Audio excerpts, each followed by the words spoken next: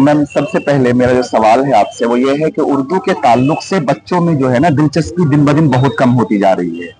देखिए दिलचस्पी असल में हम खुद ही कम कर रहे हैं जी। अगर आप गौर करें तो हम अपने बच्चों की तरबियत कुछ यूरोपियन स्टाइल में कर रहे हैं जी। जब हमारा बच्चा घर आता है तो वो अस्सलाम वालेकुम नहीं कहता, वो किसी और तौर पे ही हमें सलाम दुआ करता है और हम उसे कहते हैं बहुत अच्छी बात है।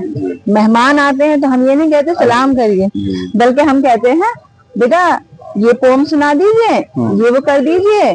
और आप खुद बताइए मेहमान नवाजी में सबसे पहला ताल्लुक जो होता है वो कदरों का होता है, यानी सलाम करना, पानी पूछना और उनके पास बैठना। क्या आज हमारे बच्चे इतना वक्त निकाल रहे हैं? बहुत, बिल्कुल नहीं। मैं तो कहूँगा कि बिल्कुल ही नहीं, बिल्कुल नहीं। ठीक, अब रही बात ताल्लुक उर्दू से, तो उर्दू की दिलचस्पी यहाँ से लीजिए कि हम अपने घरों में अपने बच्चों को उर्दू न बोलना सिखाते हैं, न उनसे उर्दू में बोलना पसंद करते हैं, जबकि हम ये जानते हैं कि हमारा बच्चा अंग्रेजी स्कूल में पढ़ रहा है जी। वहाँ वाले कुछ तो सिखाएंगे जी, बिल्कुल। तो हम अपनी ही फरीजा पूरा कर लें, कम से कम अपने हिस्से की तो उर्दू पूरी कर लें जी। हम अपने बच्चों को मादरी जबान जिसे हम उर्दू कहते हैं, हम खुद उर्दू बोलते हुए पैदा हुए, उर्दू बोलते हुए यहाँ तक चले आए, लेकिन जैसे ही बच्चों की बात आती है तो हम उन्हें जैसे कहते हैं कि लफ्जों को इतना तोड़ना कि आप ये सोचिए कि मड में मत खेलिए मैले हो जाएंगे जी। तो कौन सा तरीका है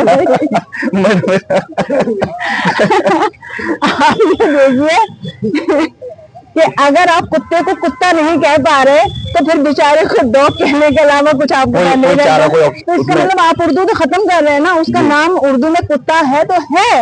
अब आप इसमें दूसरे लफ्ज कहाँ से लाएंगे? नहीं, कुत्ता लफ्ज गंदा कहाँ से हो गया जब तक आप किसी को बुरे लहजे में बुरे तरीके से एक गाली के तौर पर ना दें। बिल्कुल। अब उस जानवर का नाम छीनना है आप जी, तो बच्चे कहाँ से सीखेंगे? बिल्कुल, बहुत अच्छी बात है। आप बताइए, किताब में देखकर बच्चा कह रहा है काफ से कुत्ता नहीं होता, ये काफ से डॉग है। ये हकीकत में ये उर्दू का जनाजा निकल रहा है। बिल्कुल। अब आप ये देखिए कि हम अपने ही बच्चों से अगर ये कहें, अगर हम अपने ही बच्चों से ये कहें कि बेटा आप जो है जो भी बोले आप अंग्रेजी में बोलिए, कोशिश कीजिए अंग्रेजी आ जाएगी। हम बच्चों से ये क्यों नहीं कहते कि आप उर्दू बोलिए, उर्दू कवायद बेहतर होगी तो अंग्रेजी खुद ब खुद चली आएगी। जी। मादरी जबान का मतलब ही ये होता है कि माँ की बोली। आजकल माँ ही नहीं बोल रही है तो कौन बोलेगा? शर्म महसूस करना हम उस वक्त शुरू कर देते हैं जब हमारा बच्चा किसी मेहमान के सामने अंग्रेजी के दो बोल नहीं बोलता। बिल्कुल, बिल्कुल सही बात आपने कही कि हम अपने बच्चों को उर्दू बोलते हैं, हम ये घर से ही हम बिल्कुल छोड़ चुके हैं। अब हमारी छोटी सी बच्ची है सर, और हम उनसे बताते हैं तो हमारी बच्ची बड़े एतमाद से उर्दू बोलती है, और देखिए गलत भी बोलती है तो बड़ी प्यारी लगती है। देखिए वो बोलती है अपने भाई से, अगर आपको मुझसे इस कदर पशेमानी है तो दूर रहिए। तो मैंने बड़े प्यार से कहा बेटा परेशानी, हाँ कहते मैं वही रही थी ना, था तो वही ना। चलिए बहुत अच्छा लगा आपसे बात करके। और ये हकीकत भी है आज के वक्त में कि हम अपने घरों में उर्दू का जो रिवाज है वो बिल्कुल ही खत्म कर रहे हैं। देखिए असल में हम लोगों को चाहिए कि अगर किसी जबान को जिंदा व जावेद रखना है तो हमें उसे राइज करना होगा। बिल्कुल। उसे साल में 2 मरतबा ईद बकरा ईद की तरह नहीं निभाना है, बल्कि हमें रोजमर्रा की जिंदगी में अपनी जबान पर राइज रखना है। बिल्कुल सही बात। और जब तक हम उसे जबान पर राइज नहीं करेंगे, हम उसे अदा नहीं करेंगे, तो वो अदा के बाद फिर वो कज़ा ही हो जाएगा। बिल्कुल सही बात है। जिन चीजों को हम अदा नहीं करते वो कज़ा ही हो जाती हैं, और फिर उसके बाद आप जनाजे पे कितना ही रोते रहिए, हयात वापस नहीं आती। बिल्कुल सही बात है, ये वही हकीकत है।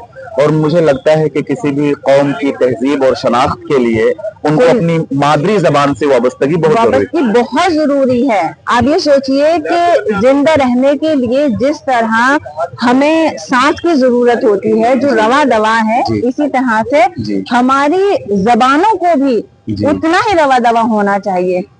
आज हम दूसरों की बोलियों पर, जबानों पर इस कदर एतमाद क्यों करते हैं? क्योंकि हम खुद ही गैर एतमाद हो गए हैं ना। हमने अपनों का साथ, अपनी जबान का साथ, सब कुछ ही तो छोड़ दिया है, तो हम किसके सहारे हैं फिर?